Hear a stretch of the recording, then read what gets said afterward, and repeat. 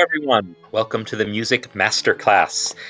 This is my regular weekly Thursday series where we take a look at your music and I give you feedback. I maybe talk about some things that I have had on my mind musically, and we learn about making music together.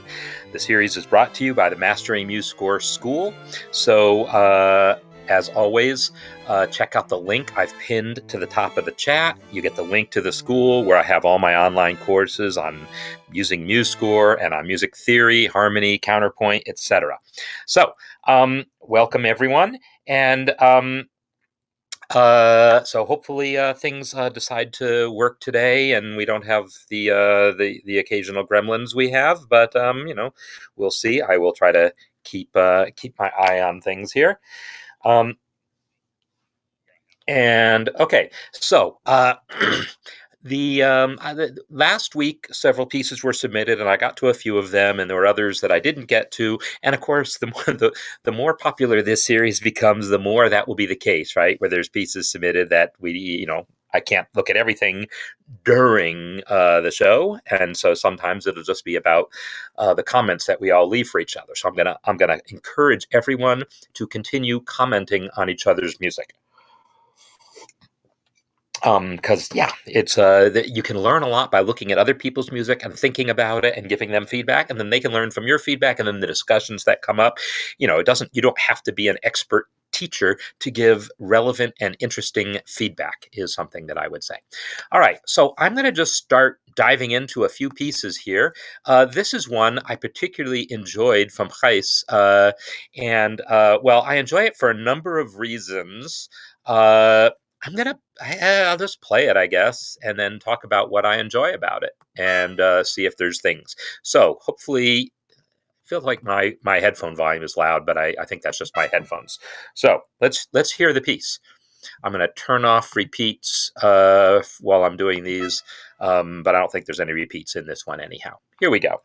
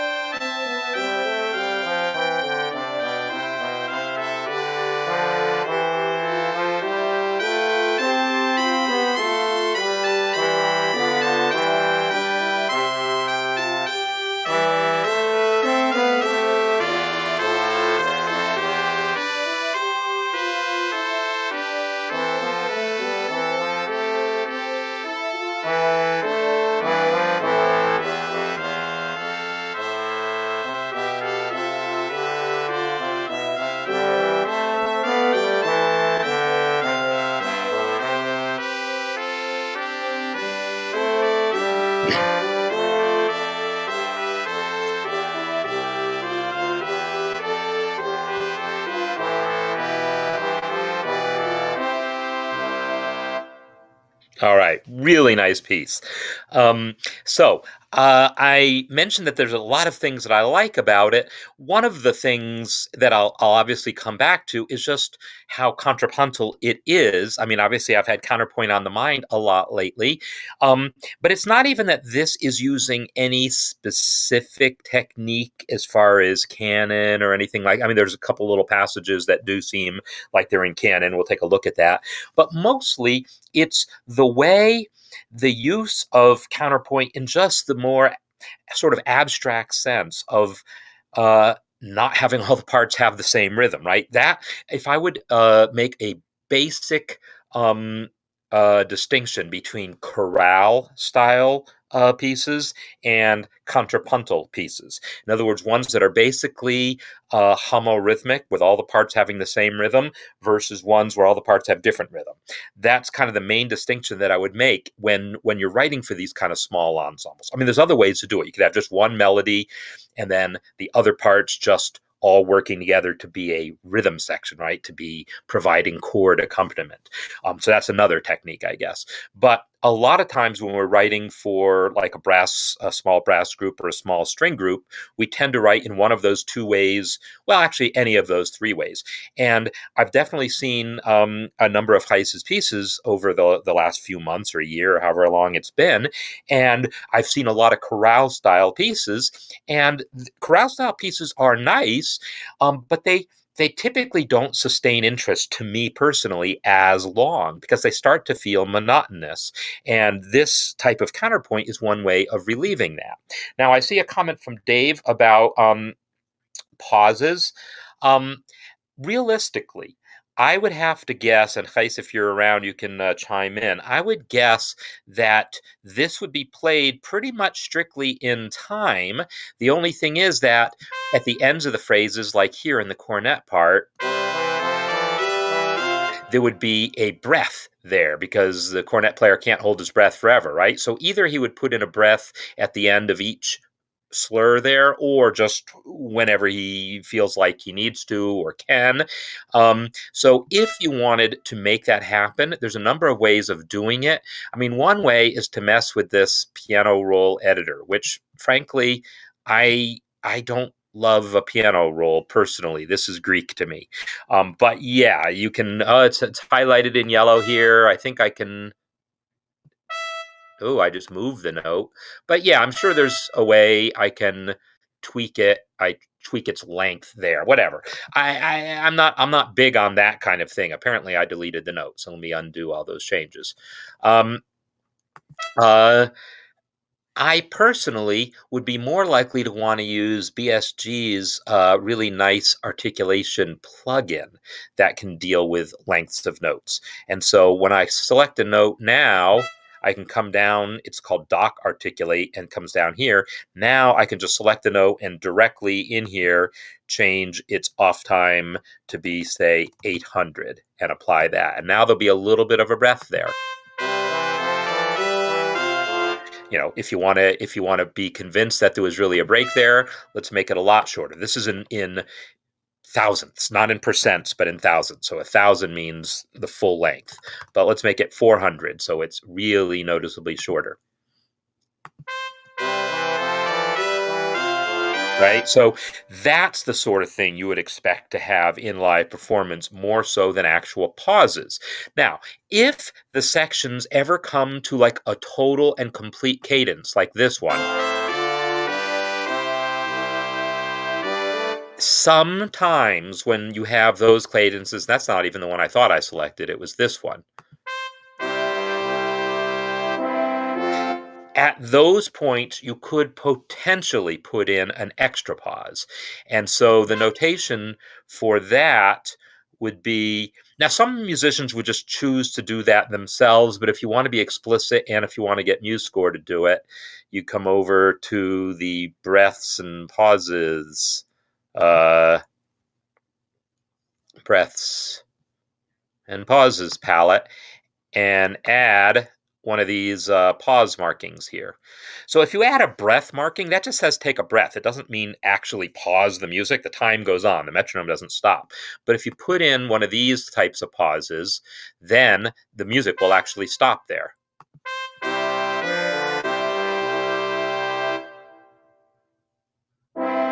and you get to customize how long that is as far as MuseScore goes. As far as human performance goes, not so much. Now, typically you would only do that at these sort of significant cadence points. Like this one, all the voices come to an end, and then the next phrase starts. There's a number of other cadences that are more blurry than that. And those are the kind of cadences that are kind of interesting, like even right here.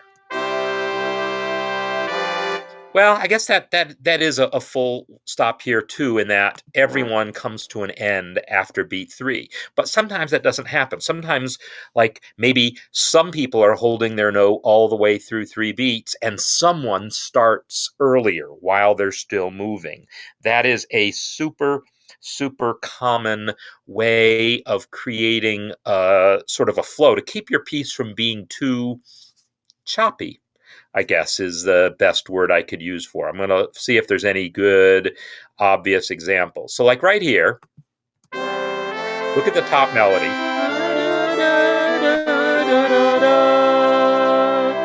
And meanwhile, while he's holding that note, the second, or I guess the trumpet, as opposed to cornet part, moves while the cornet is holding its note. And that's often the case. Like here's another cadence like that.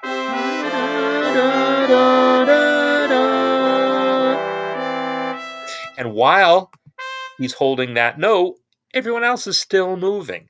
This is how you create a sense of momentum in a piece. Now, there is, I would say, a fine line to walk between how much you want there to be clear breaks where the listener can kind of catch his breath also, as it were, and where you want cadences to not feel like they're chopping the music up too much.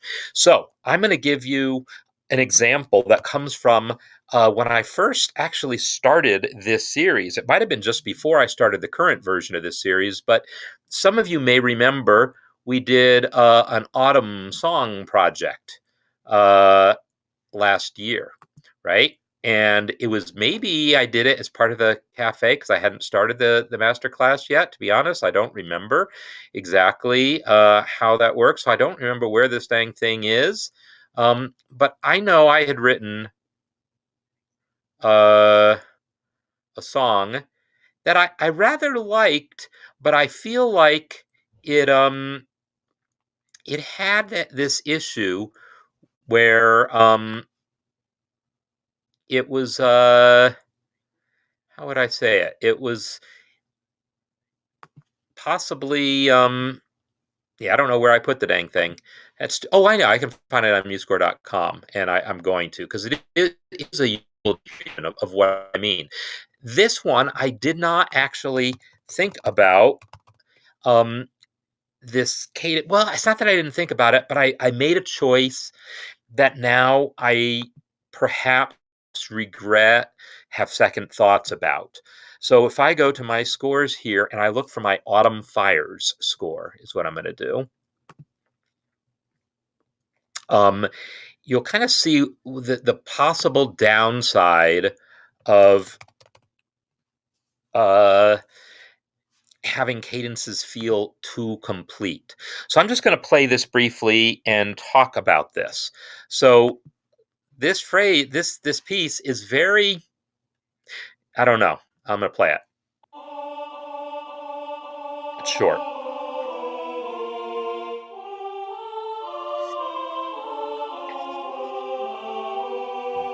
Break.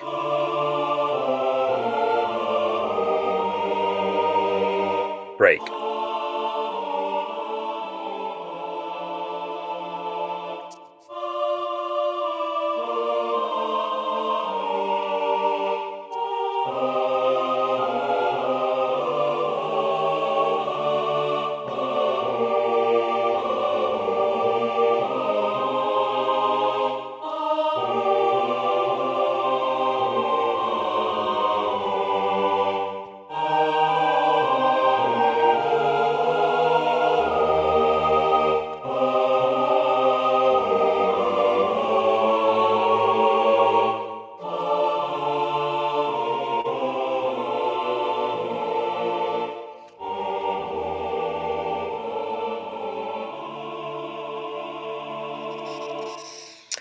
So there's something about the. I mean, I like the piece. I still like the piece here, but I guess if I had it to do over again, I think I wouldn't have done that. I think I would not have had basically periods on the end of each of those phrases. It feels like it's a series of two measure phrases, and I would contrast that with, for instance, the Pieyesu motet that I did recently. And yeah, I use my scores as examples for things sometimes because I know them well and I know how to say intelligent things about them. Um, but like here, there's a cadence coming up. I'll just start in the middle here.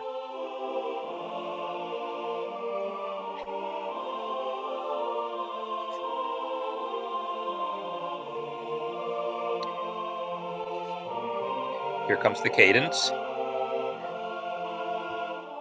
So when we hit that cadence, right?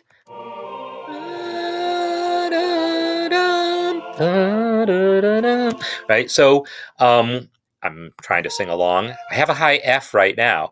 I won't have that in an hour. It's not a good high F, but it is there. And then so it's my high F isn't that high F, of course. But the point is that the cadence is happening. The soprano is holding this note. Everyone's holding, and then the alto starts moving, and then the tenor starts moving. And this is the standard form of cadences in in motets like this to keep the motion going. Here's another one.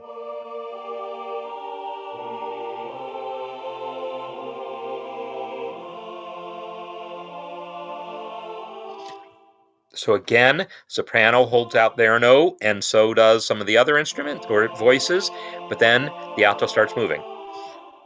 So this balance between sometimes wanting the motion to continue, even though you've come to a harmonic cadence, and sometimes wanting a full stop. You want to balance that. So the motet here is balanced, is way out of whack in the direction of keeping the momentum going, because that's part of the motet style. This Autumn Fires piece is a different style. It's a chorale style, which, yeah, you kind of expect breaks. But when I wrote this and put it in 5, my goal was actually to have it flow more. And I feel like I failed in my own goal. But I still like the piece, so I'm not going to change it. But I'll just write another one someday. So anyhow, this idea of momentum versus breaks is a good one for Dave to have brought up, because in Gijs's piece, it's very much about momentum. And yeah, maybe there's an opportunity to improve it a little bit by identifying the places where we want a clearer break and making them happen. And so simply adding those actual pauses without changing a thing about the music might do it, because really the cadences are already nice and final. But maybe in some of these interior cadences, maybe there's a little bit of the Autumn Fires problem going on.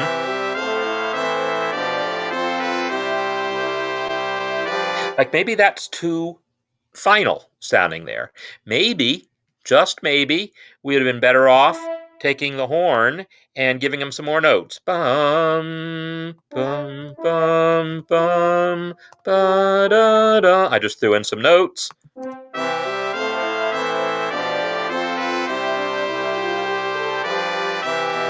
Right? So things like that, if you come to a cadence that you're like, you know what, this is just a phrase ending, I don't want it to sound like a full cadence, have one of the instruments continuing through it.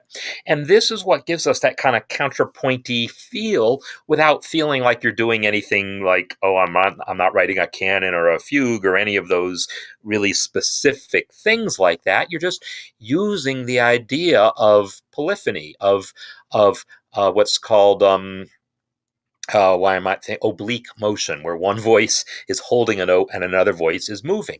And Heiss has got this going on excellently all throughout this thing. Places where, like here, the bass is moving. while the melody has a different rhythm, right? He's got different rhythms going on throughout. And so all of that is happening really well. But I would maybe suggest taking a couple of these interior cadences like this and giving them that little extra motion through them so that when you hit a more final cadence, like the ones that have the double bars on them, they feel more final. Oh, by the way, did you see my reaction here? It's because of what happened. You can't, I didn't hear it this time. What happens on every once in a while when you're playing these notes, because the cornet and the trumpet are using the same physical sound, anytime they have the same pitch, I guess if I put it in concert pitch, it'd be easier for me to tell that. Like right here, they both have concert D. Depending on the time of day and how the stars align and everything, you're gonna have two instruments playing the same sound at the same time, and it produces that weird artifact that you'll hear sometimes. I don't know, that time I kind of heard something. Ooh, that time it was really bad. That time it was not quite as bad, but whatever. What I usually do to get around that is just take the shorter of the two notes if they're different duration and silence them in the inspector.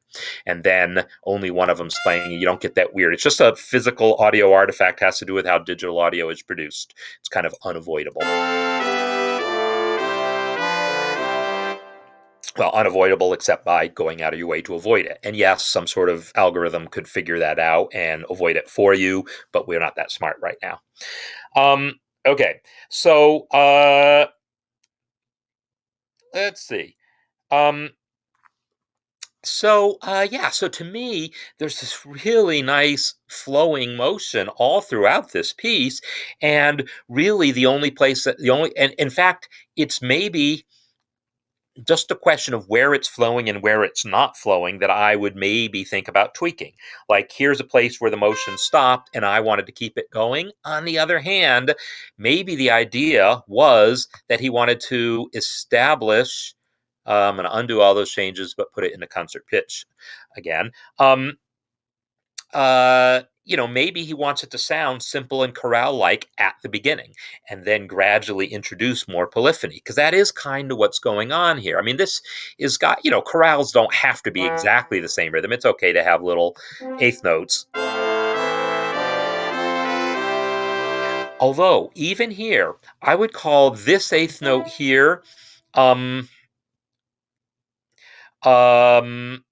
a little more gratuitous, by which I mean it didn't add anything in particular other than motion. Motion is good to add, but I might look at how I could add motion that also did something else. So, for instance, one thing it did accomplish is it allowed the horn to not just have a repeated note, but did he have to leap to do it, or would a step have been a choice? I don't know. Maybe. Or there's another, let's see. Both the trumpet and the horn are on a C, so that's not going to help there. But what if in the trombone I added the motion here, and maybe these guys I just let have half notes. So what I've done now is I've created a more interesting melodic line so that the trombone didn't leap from the A to the E, but stepped all the way into it and then kept stepping out of it. This might be, yeah, it's good too. But I guess the point is, when you have a chorale style thing, you start off with the assumption that everyone's got the same rhythms, and then you look for opportunities to add little bits of interest, little bits of, counterpoint, as it were. And all you really need to do that is, the ideal thing is to find places where there's two notes a third apart and giving them a passing tone, like right here. Oh, except that's awfully low. Like here, if the bass trombone player won't shoot me for doing it, I think E is 7th position.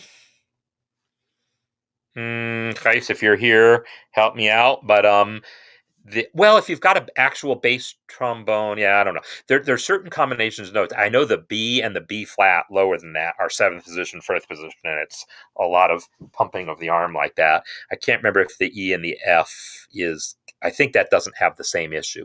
But just by finding two notes a third apart and adding a passing tone. So those are the places where you usually look for opportunities to add motion. But in the original version here, um, uh, he had these places where someone repeated a note, and so he basically gave them a neighbor tone. He just gave it a third apart instead of a step, like I might have done. So that's another way of creating motion without really doing anything fancy and counterpointy. So the beginning section, even though yes, there's moving parts against static parts, it's not counterpointy. It's not doing those things where it's really independent. It's still chorale-like, just with some eighth notes, and chorales do that all the time. But as you move on, then it starts breaking up into more clear, like, independence.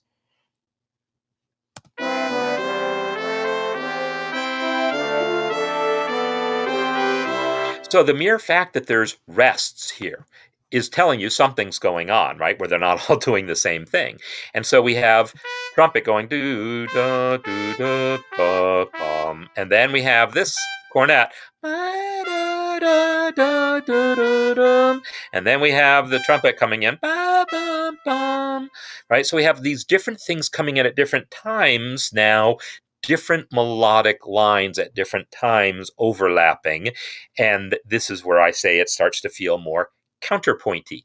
And there's passages in here I remember noticing where it seemed to be actually imitative, um, uh, where there was a clear sense, I thought, of someone stating a line and then someone stating the same line a few beats later, although I could be mistaken. It could just be an illusion of that by echoing some, like right here. What happens is everyone comes in with quarter, quarter, eighth, eighth, quarter. And then this guy comes in with quarter, quarter, eighth, eighth, quarter. This guy comes in with quarter, quarter, quarter. So it breaks up that pattern a little bit, but still it's entries staggered one beat later. So it looks kind of like it's an imitative texture, although the actual intervals aren't at all exactly imitative. But right here we get it, right?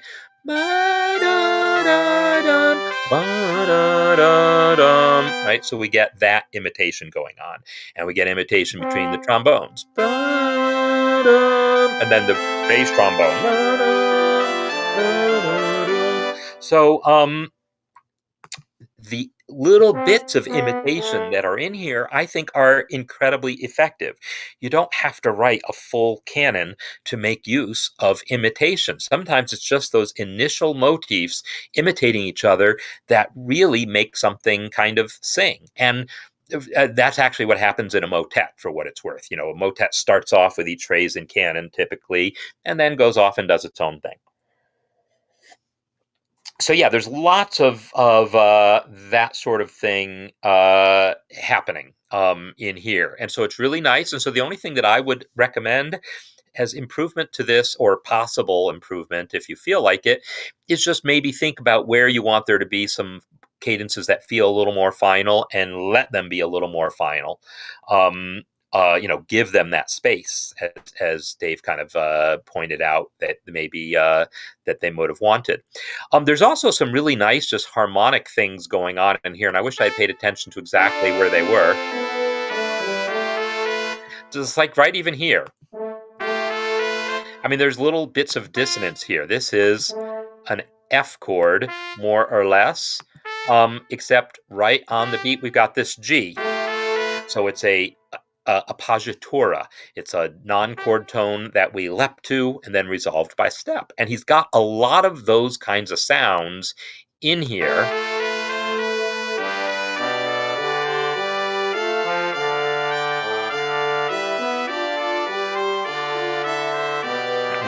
Just seeing if I come across another one. Well, right there was a nice little dissonance in there.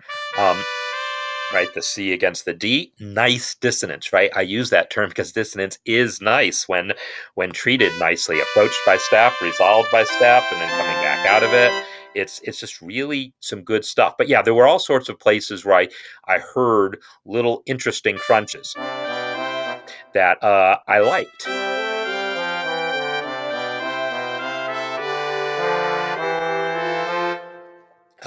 Yeah, so I don't, remember where they. That's one right there. This sound right here. Listen to that cluster. We've got. Check this out. We've got an F, we've got a G, we have an A, and we have a B flat. That's four notes in a row. F, A, G, and B flat. First four notes of an F scale.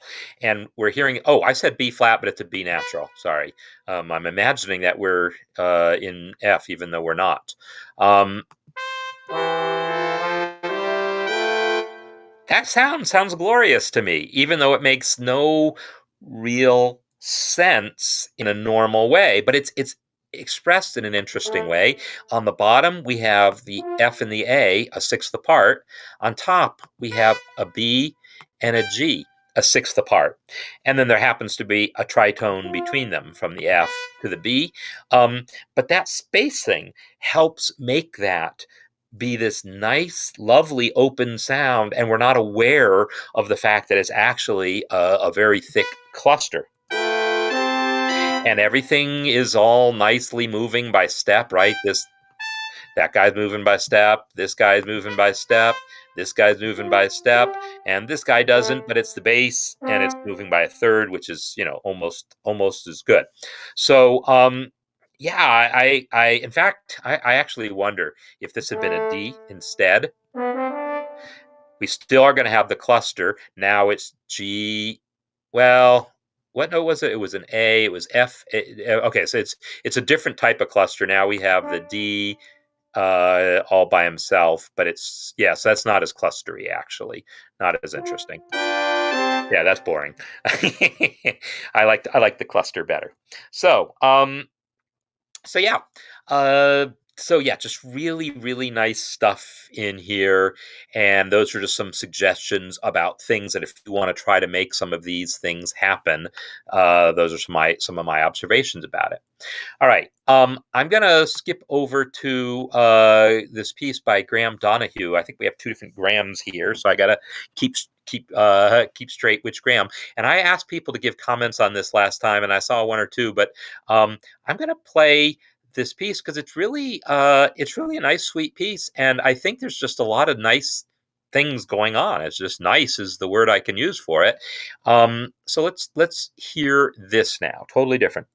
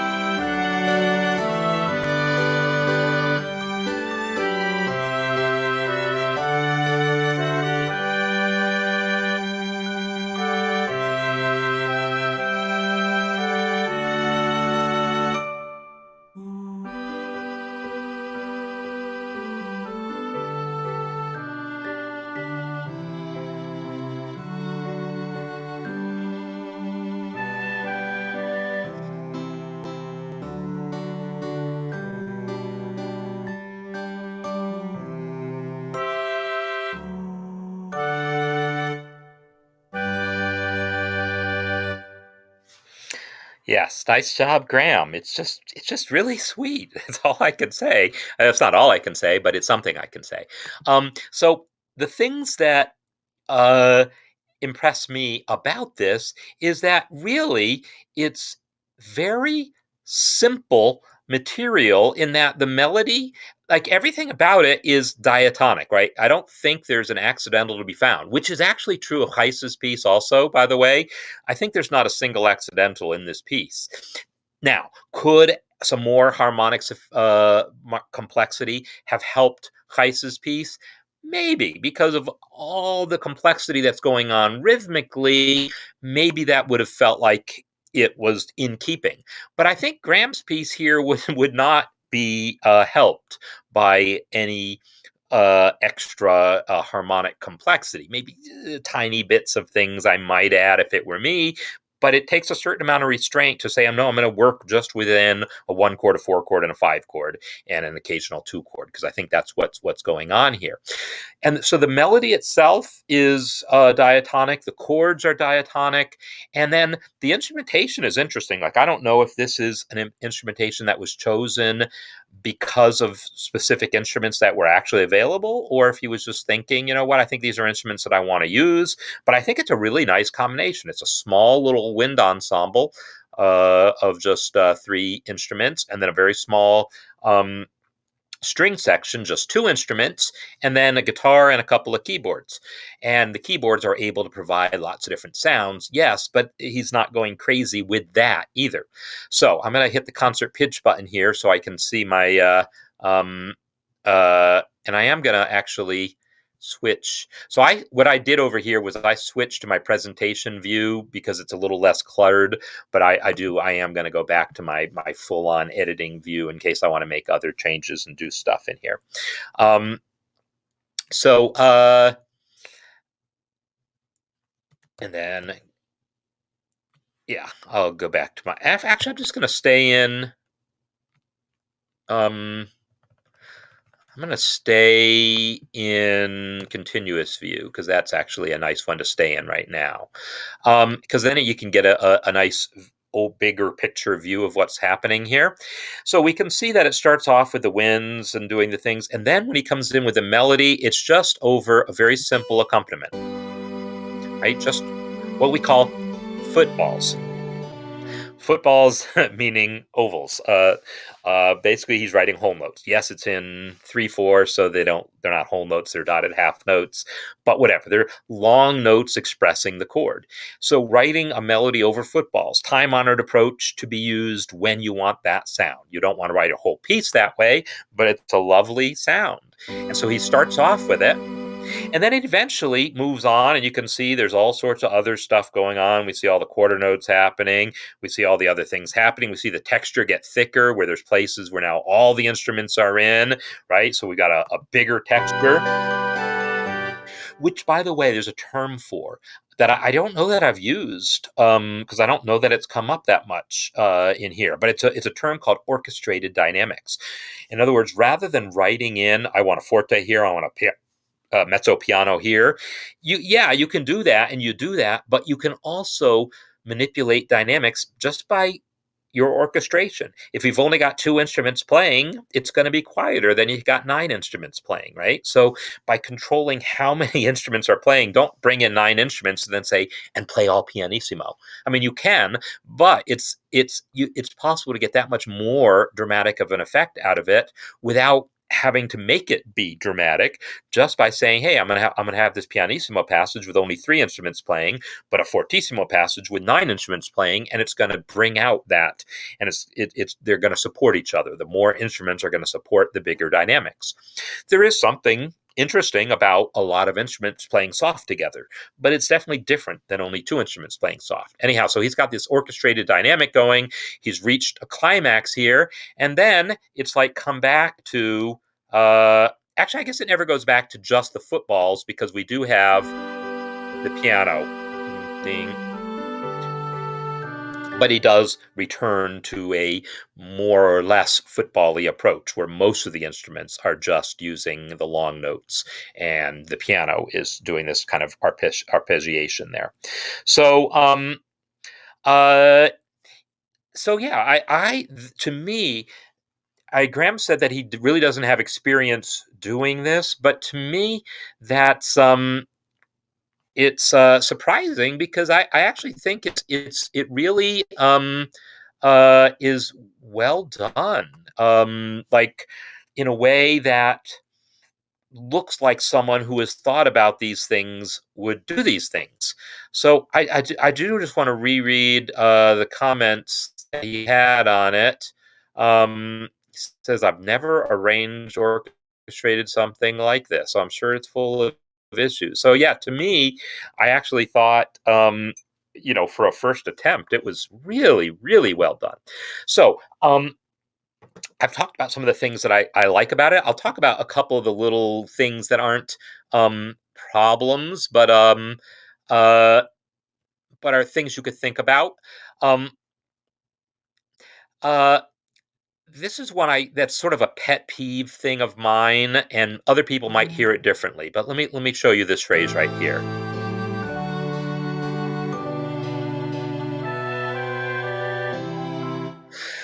This little ba da dum, these two instruments playing together here, flute and oboe. Typically, if I want to write a little answering phrase like that, I will recommend carrying it to beat one. So instead of just leaving off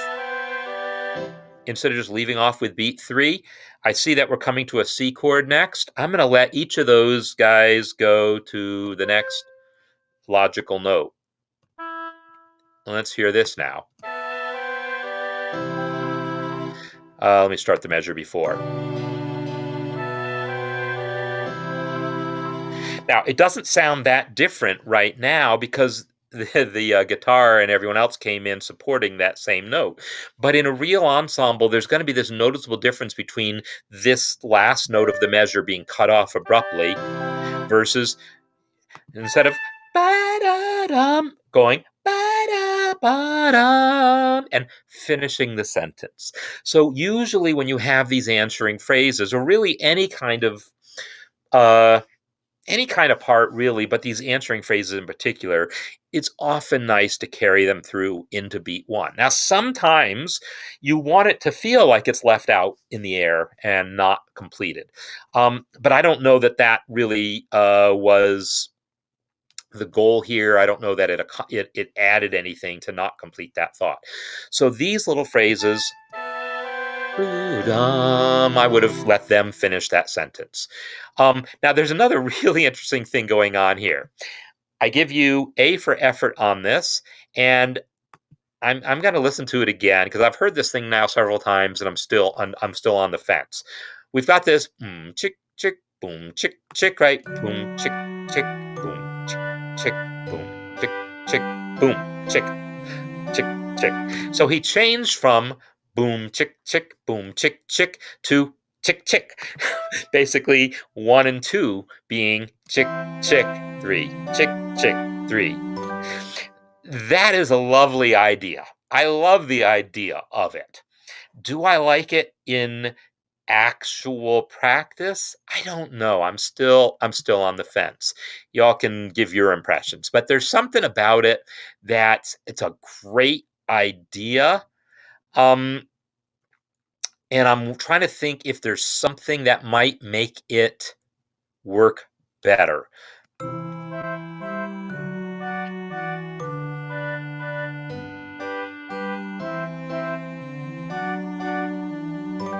So I don't know. I'm still on the fence. I'm suspecting that if I heard the instruments change, in other words, if instead of being if we took the winds out of it and let it just be the piano there, because the piano didn't have the boom chick chick before, I'm going to try that.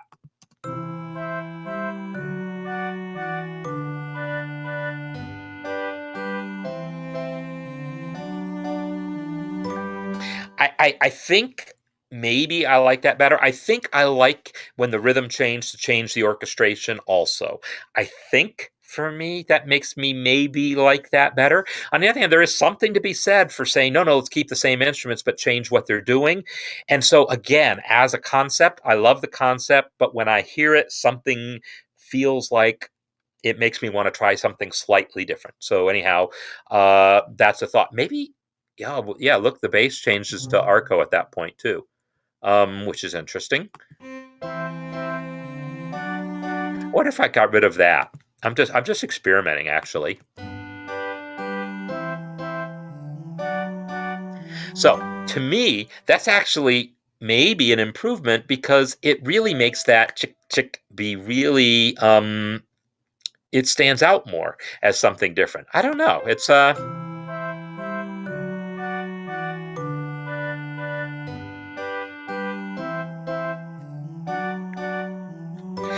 it's got a little more drama to it, that not only did it change, but it like not only did the rhythm change, but it actually left some space because the keyboard stopped holding its long notes, right? It had had long notes. Um, and we had long notes here in the clarinet long notes, and now there's no long notes other than the voice. So maybe so some version of the kinds of things that I'm talking about here, I think is so that's something I would play with anyhow to see if there's a way to get more mileage out of it because I think it's a fantastic idea turning that boom chick chick pattern around. Love the idea. I would just maybe encourage you to experiment with ways of getting more mileage out of it. That's how I would put it. Now, in the comments, I also mentioned that I felt like harmonically. So let's make a quick pass over this. It's the basic chord progression is G, it's 1, and then 4, 5, and then 1. And then again, 4 to 1. And then 2, 5, 1. So it's basically all 1, 4, 5 with that one little 2 chord in there. And then we get essentially the same chord progression again, as I would expect. It's different. It's different, but it's similar. Is it different though? G for 1, 2, 3, 4 bars, then C, then D. G for 4 bars. Oh yeah, the only thing that happened is a bass note change. Yeah, so it's the same basic chord progression for the second verse. Then we have this section. This is like the bridge, right? So this is a C chord, 4 to 5 to 1. 4, 5, 1. 4, 5, 1. Right, so that's the part where it's the most different, and yet it's the same chords we've already had, right? 4, 5, and 1. It's just, a slightly different order because the phrases are starting with the 4. That's the place where I would consider whether it was possible to add any additional harmonic interest. So what I'm going to do is try a little something. I'm going to try a little surgery here.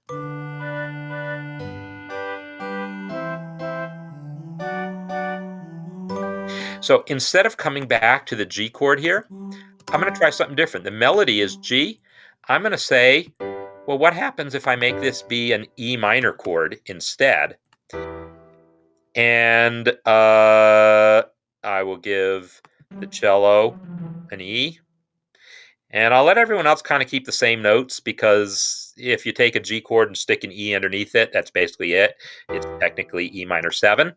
But I am going to change the chord before it also. So instead of being basically a D chord before it, I'm going to make it be a B chord to tonicize it. So this is going to be the one bit of chromaticism I'm going to add here.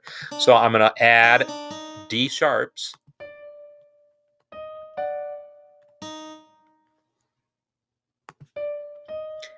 Where I need the D sharps. So I should now have a B chord. And let's hear what that sounds like. It might be too much with that little chick chick thing that went on also. Maybe a different orchestration would have worked better for this, but I want to hear it harmonically. Actually, I'm going to start it a little earlier.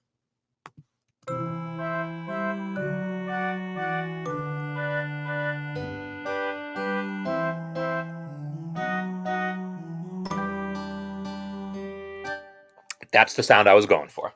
So in any case, that is the one spot where I heard something could go on harmonically that would just add a little something to take it outside the world of just the 1, 4, and 5 we had. just adding that E minor chord, it's the sixth chord, and then giving it a B chord. Basically, this is a B7 chord. Is it a seventh chord? No, because no one has the actual seventh, but let's fix that. Now someone's got the seventh.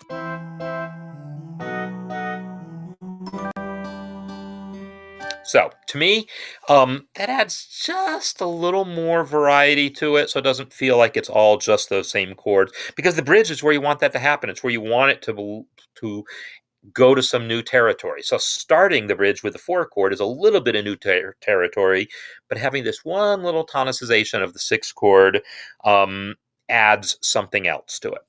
So, but yeah, I really just like all the different textures that he's got going on here, bringing in, the different, these little celesta sounds and, some piano sounds. These are piano. That's the celesta, and the guitar. Now, I'm assuming, I actually shouldn't assume, but it looks like that guitar part is designed to be playable, and because you can write things for guitar where if you don't know what you're doing, you're actually asking a guitar player to do stretches that are impossible or really awkward, and it doesn't feel like that's the case here. Without actually doing the math on it, my assumption is that this is all very idiomatic guitar stuff. Um, so yeah, and it's just really good. Um, then yeah, the changes of texture that happen, the way it builds up to the climax without getting big and bombastic or doing anything. It keeps the simplicity while breathing, expanding, and contracting within that. So to me, that takes a lot of restraint. And maybe Graham would say, "Well, it's because I didn't know what I was doing." Well, I think you did the right things. Now, someday, if you want to write a piece that's big and complex, by all means, write a piece that's big and complex. But this piece has a simplicity and is working well within that simplicity. I just gave a few little suggestions for basically simple things that would keep it in that realm, in that simple place, but just give it a little more color, a little more polish. Here's another one of these ding, ding, ding, ding, ding, dings that doesn't finish the sentence. So in this case, ding, ding, ding, ding, ding, ding, the sound of that celesta or bells or whatever they are, that doesn't make me want it to go to one. There's something about that feels like, no, you just put that out in the air and leave it go. But the winds, the instruments with the sustain on them like that, they feel like they want to continue to one. And you do it here, right? You totally do it here. Well, that's the melody, I guess. And I like that too. I like the fact that you've got instrumental interludes in here. So yeah, that's all just nicely done. Okay, so the last thing that I want to do here, I've showed this piece before when Colleen was working on it, and I don't know if you're still around, or if you're having to watch one of your other shows, but I am going to play where Colleen's rag is now because it's basically done and it's really nice. So I played it before when it was still being worked on, and she's added more sections to it. I'm just going to play it through so you all can hear where it is, and bravo, Colleen. So. Let's just hear this piece, and then I'll kind of give some closing comments and wrap up. Oh, the other thing I need to do is turn off chord symbols, which she now knows how to do, but I haven't downloaded an updated version.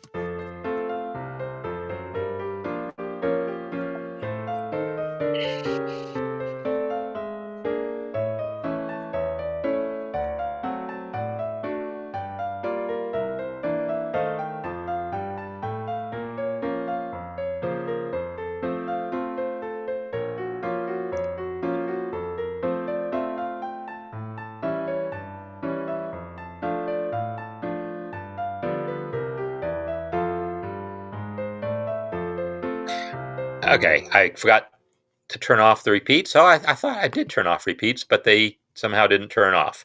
Sorry about that. I didn't mean to interrupt. Let's go on.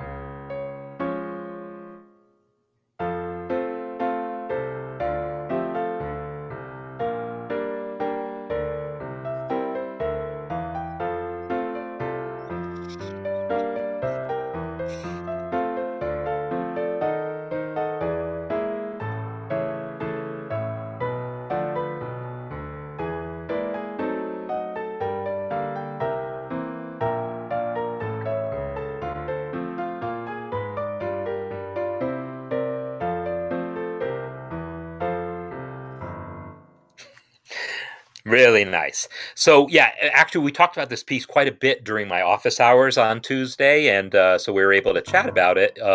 And I was able to point out, well, okay, so that should have been an F down there. So the very last note has a clam in it. And I pointed out we found other places where, like here, there's an E7 chord where this B flat wasn't really meant to be a B flat. It's just there because of the key signature, right? So there's a few places like that where there were some wrong notes that weren't the notes she meant. They were just missing accidentals. I think actually the previous measure also, B7, this B minor 7, that should have been an F sharp. So anyhow, there were a few places like that where there were some missing notes that caused it, or missing accidentals that caused it to not quite come off the way it should. But it's just really, really nice. I mean, Colleen really knows this ragtime language, and at a deeper level than just like, oh, boom chick in the left hand and syncopated in the right hand and hope for the best. I mean, she's knows the form and how the sections should balance each other, how the sort of relationship of the keys should work. And there's just lots of attention to detail in this that's really in keeping with ragtime style. Yeah, this was another measure where I think these were meant to be B naturals here.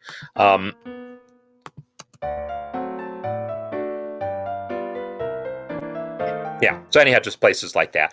And that little bit of Bach C minor prelude that Dave and I both noticed sounds kind of like that prelude. This A flat was supposed to be an A natural. I'm not just pointing out all the wrong notes, but I want you to get to hear some of this stuff.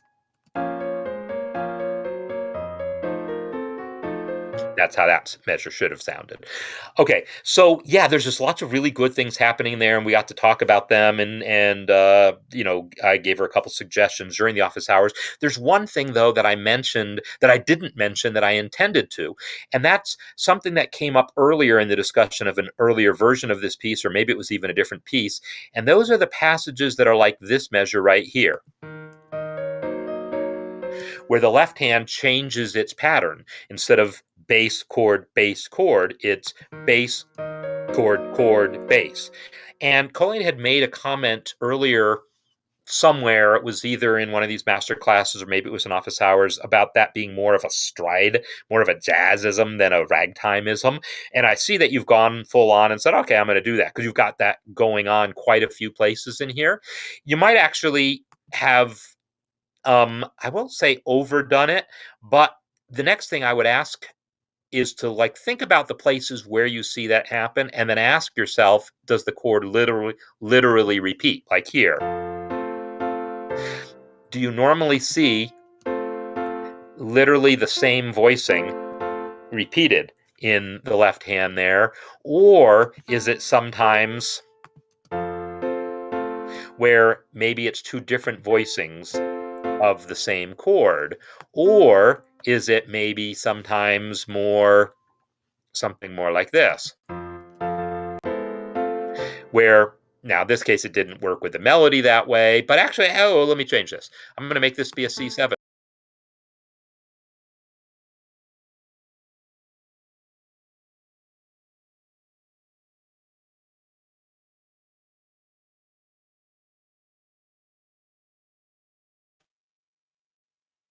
In other words, that the rhythm is doing chord twice in the middle of the measure there on the and of one and then two, but maybe not the exact same voicing. I would say at least some of the time consider that as a thing when using that pattern, unless you're finding a lot of examples where ragtime composers literally do repeat the chord like that. But where possible, look to see if you can avoid repeating the exact same chord, because I feel like that's more interesting, if nothing else. So, oh no, it went black. Oh well. Okay. So, and Dean, I was definitely all over those chord progressions, because for some reason, I think she nailed this chord progression. It doesn't exactly relate to any other exact, there's no other song that I know that uses that exact chord progression, and yet it all feels good. She made the comment during office hours that the last section actually feels a little like I'm old fashioned F, and then it kind of moves to the key of A, which I'm old fashioned does. Was it I'm old? Yeah, I think it's I'm old fashioned. In any case, it was an interesting little twist. So, anyhow, this is some really nice music we got to look at today. Three kind of totally different things that show different aspects of creating music. And I really enjoyed being able to give my feedback. Hope you all found it useful. Keep submitting music. More of the same next time. So, assuming that we've got sound working now, well, whether we do or not,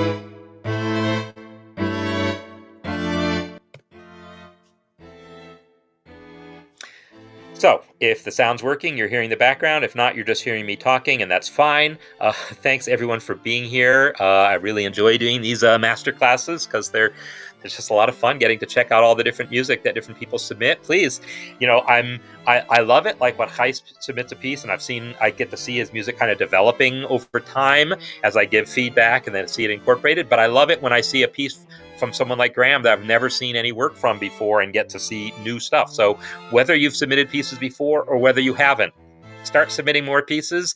Let's all comment on each other's pieces there in the community, and I look forward to whatever we're going to have to look at next time.